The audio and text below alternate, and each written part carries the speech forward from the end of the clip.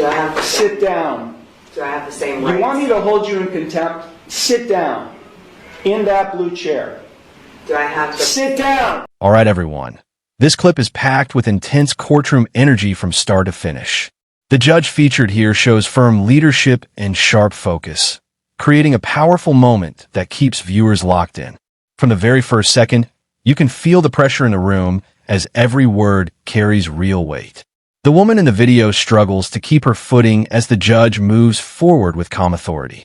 Her pauses and hesitant replies reveal just how fast the legal process can move when the court takes control. It becomes one of those moments where you can almost sense the silence between every sentence.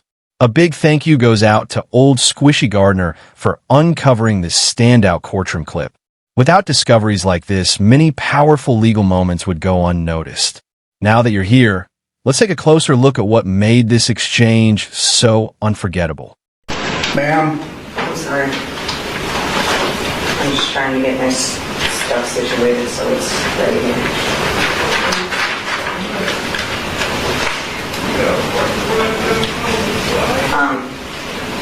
Take a seat I have a in question. this blue chair. Do I have to Sit down.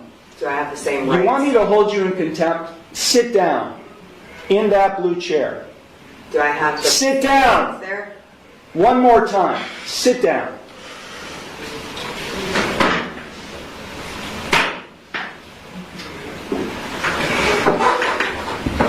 Now you'll answer my questions. Got it? Did you understand all of the rights and plea options that I explained to you? No, I do not understand. Okay. Then I will enter no plea to the charges filed against you. Well, let me just explain to you. You are charged, and I do have a signature on the citation which shows you've been served.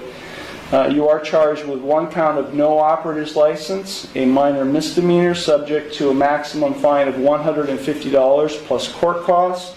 You also are charged with one count of expired plates, also a minor misdemeanor subject to a maximum fine of $150 in court costs.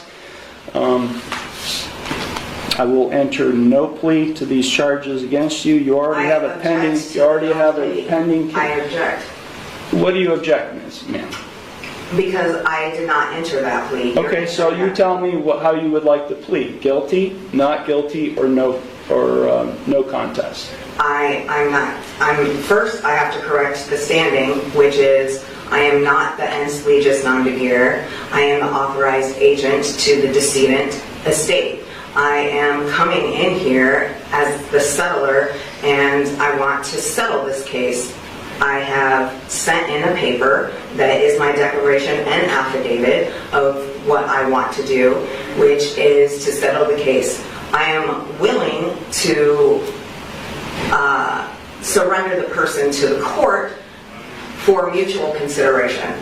I do not want to continue doing this. I don't have anything to do with this. That paper that I signed, which is the summons, is signed v coatis, which is void contract, and I reserved all of my rights on there.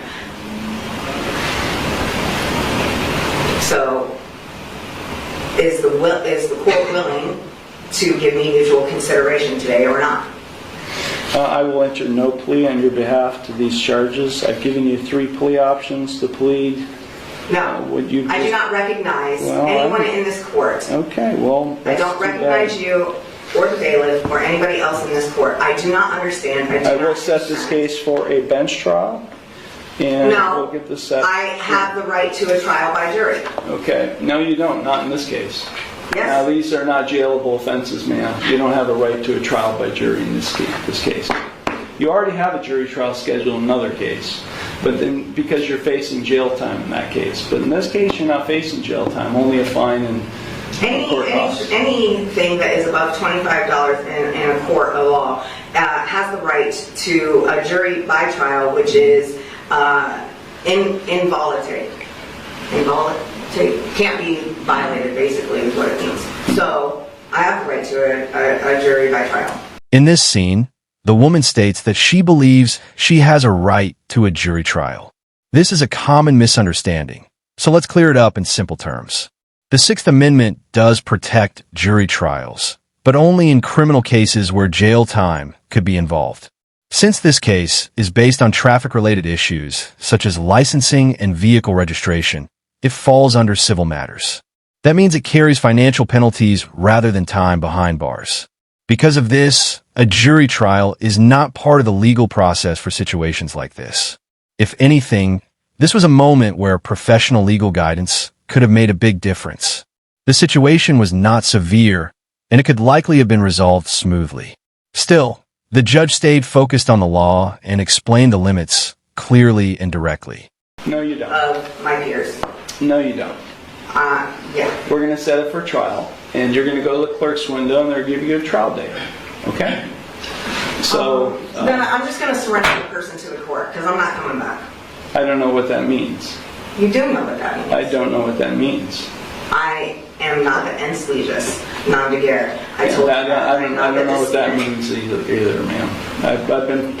I've been practicing law for 36 years, and what you've just said to me has no meaning to me whatsoever. So, great. Yeah. So ma'am, if you don't leave the courtroom, and if you don't go to the clerk's window to get a trial date, I'll have you arrested and hold you in contempt of court. With what contract?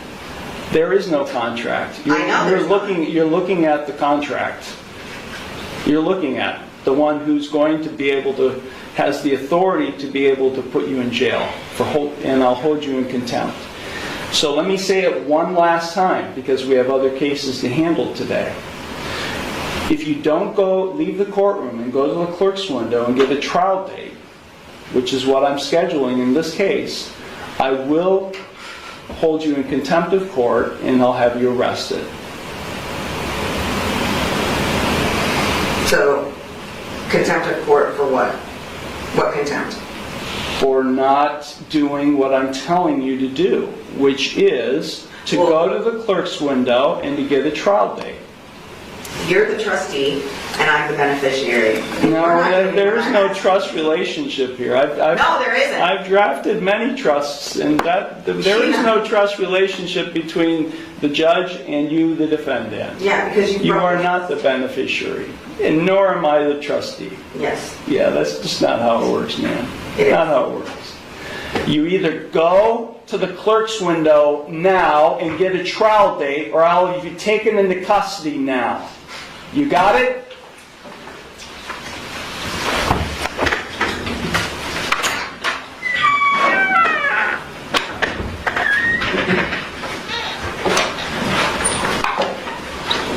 Is this your phone?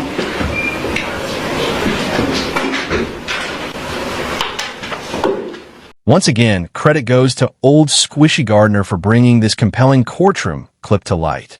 The way this judge handled the situation shows how important structure and order are in a legal setting. By keeping the discussion on track, he made sure the court stayed focused on facts and procedure. People sometimes come into court with ideas that don't line up with how the law really works. In moments like this, judges play a vital role by guiding the process and keeping things grounded. This case showed how strong courtroom leadership can prevent confusion and delays. The law applies equally to everyone who enters the courtroom, and that principle keeps the system balanced. When someone tries to shift the rules using unusual arguments, the judge must step in and restore clarity.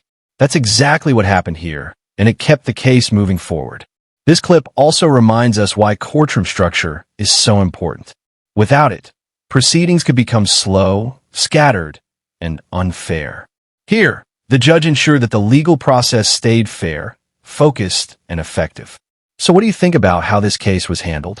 Did the judge strike the right balance between firmness and fairness?